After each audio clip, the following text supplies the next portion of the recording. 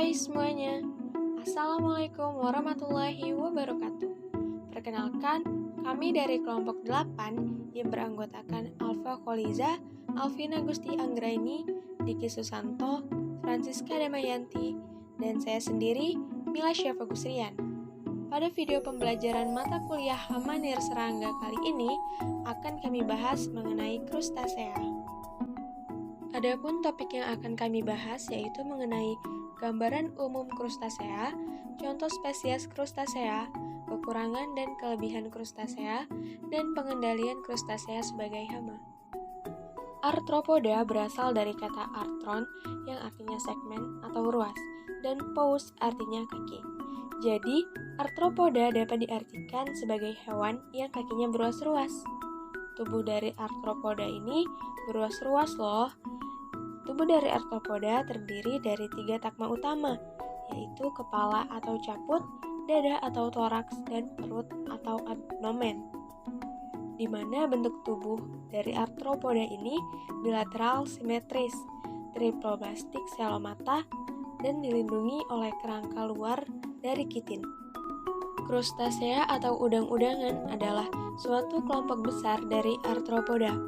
Krustasea tubuhnya terbagi menjadi 2 bagian, yaitu cephalothorax dan abdomen. Habitat krustasea yaitu di laut, air tawar, dan tempat-tempat yang lembab.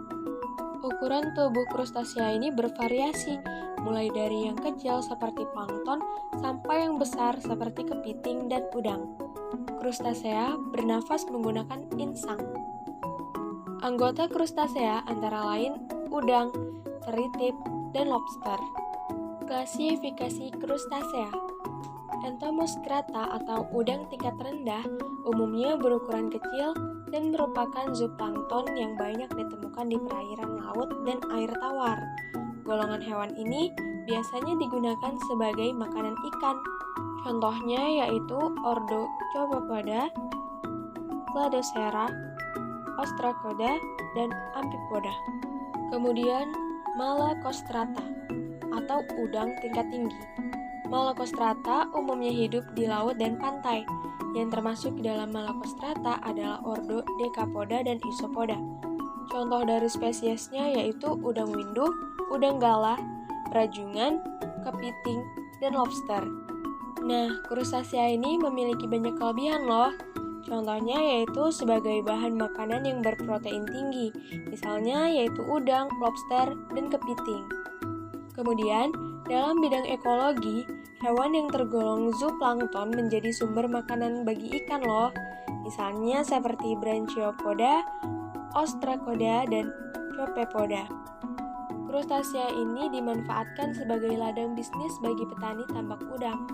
Lain daripada itu, krustasea juga memiliki kelemahan, yaitu dapat merusak galangan kapal atau perahu oleh anggota isopoda.